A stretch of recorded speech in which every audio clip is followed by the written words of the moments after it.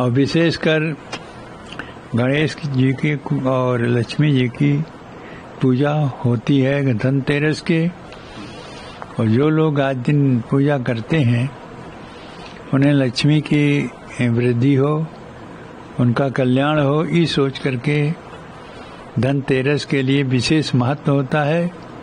और ये परंपरा है, और इस परंपरा के अनुसार ही इसकी पूजा अर्चना भोग राग सब व्यवस्थित लगता है। और विशेषकर गणेश जी की पूजा और लक्ष्मी जी की पूजा, कुबेर जी की पूजा, अन्य देवी देवताओं के साथ साथ इनकी पूजा होती है। और वो पूजा जन कल्याण के लिए किया जाता है। ऐसी परंपरा आज से नहीं, सदियों से चली आ रही है। जिस प्रकार से सदियों से परंपरा है उसी प्रकार से इसकी पूजा अर्चना भोग राग सारी व्यवस्था किया जा रहा धनतेरस के।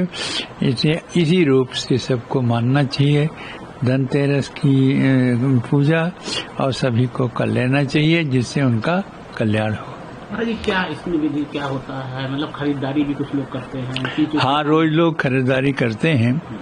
लोगों की भावना है कि हम जो धनतेरस के लिए करते हैं उस दिन अक्षय होता, माने वो सामान अक्षय होता है और हमारे लिए वो कल्याणकारी होता है।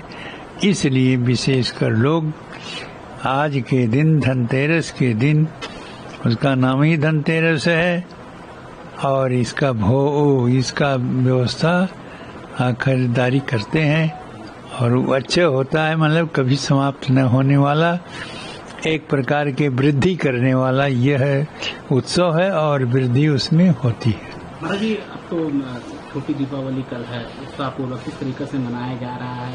रामलला में क्या व्यवस्थाएं होगी? बड़ी दीपावली क्या? रामलला की दीपावली रामपैड़ी से शुरू होती है, और पहले हमारे यहाँ छोटी दीपावली, फिर बड़ी दीपावली, और फिर अन्नकूट, और इस तरह से होता रहा।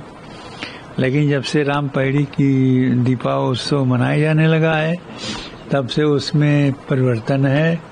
पहले दीपोत्सव रामपैड़ी की मनाई जाएगी, उसके बाद और अयोध्या के लोग मनाएंगे, और फिर उसके बाद में ये धनतेरस की होगी, और फिर इसी परंपरा में फिर अन्नकूट होगा, और इसी में जो होगा वो अन्नकूट भी और यह दीपावली भी, और साथ साथ ये रामपैड़ी की दीपावली, ये सब एक साथ मिलकर के सभी को आनंद और सुखदाई देने वाला होता है। महाराज जी, श्री राम जन्मभूमि में मंदिर में जिस तरीके से दीपक भी जलाए जाए, देखिए वहाँ के दीपक जलाने की पूरी परंपरा है, और बड़े ही उत्साह के साथ लोग उत्साहित हैं कि हम इतनी वर्षों के बाद संघर्ष करने के पश्चात तभी हमको फल मिला है, और यहाँ हम दीपक जला के आनंदित हों। कम से कम ये नहीं हो तो देख लें कि किस प्रकार से रामलला के इस मंदिर में, गर्भगृह में दीप उत्सव मनाया जा रहा है।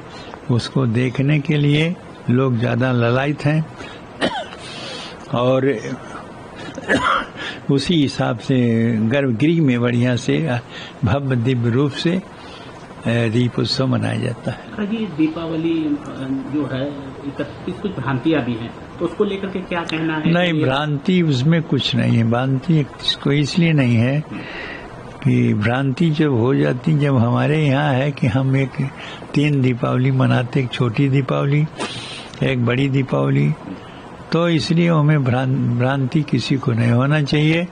ये मान लें कि यहाँ तीनों दीपावली जो होती है उसमें एक देव दीपावली भी होती है, वो जो कि वाराणसी मनाई जाती है।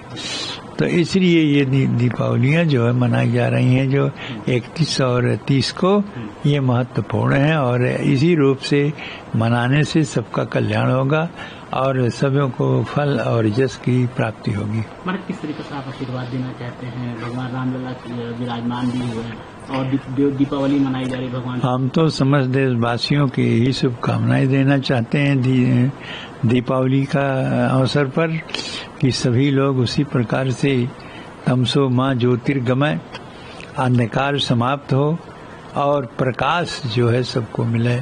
जो हमारे में काम क्रोध लोभ मोह मत्सर है ये समाप्त हो जाए, और हम एक रूप में रह करके समस्त देशवासियों को देश का विकास करें, और देश विकास में ही हमारा विकास है, देश का विकास होने से।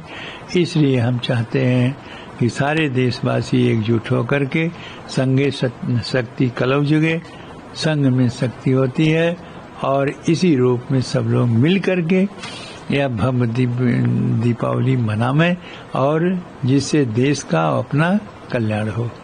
क्या इसका कोई मुहूर्त वगैरह भी है दीपावली का? हाँ, इसका मुहूर्त है, बिना मुहूर्त के कोई काम होता ही नहीं है। यहाँ मुहूर्त दीप पर जुलन जो हो वो रात में हो, माने अंधेरा हो जाने के बाद में होता है। इसलिए अंधेरा शाम को हो जाएगा 30 को, और 30 को ही विशेष रूप से महत्वपूर्ण है, और 31 को जो है वो साथ साथ ही मनाया जाएगा, क्योंकि 31 और 30 दोनों दीपावली का दिन हमारे यहाँ पूर्व परंपरा से छोटी बड़ी दीपावली, बड़ी दीपावली के नाम से जाना जाता है। इससे बड़ी दीपावली जो है वो 31 को है, और छोटी दीपावली 30 को है।